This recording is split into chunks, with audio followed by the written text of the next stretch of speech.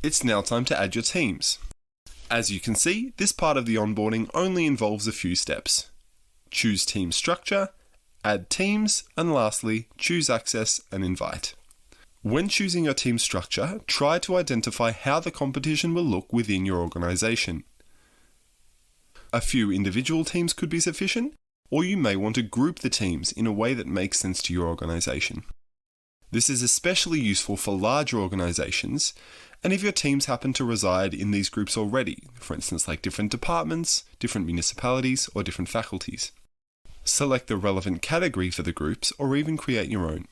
After selecting the relevant category for the groups, you can either save your progress and complete the team setup later, or proceed to the next step.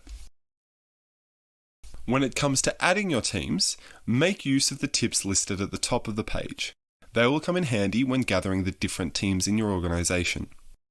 In this example, we've decided to categorise our teams into groups, but the process is no different for the basic team structure. Start by entering the name of your first category and add your teams. It's that simple. For each new team, you'll need to enter an approximate team size. This will give you insight into your organisation's participation rate in the competition.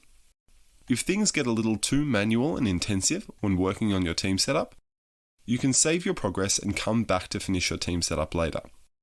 Once your team setup is complete, feel free to proceed.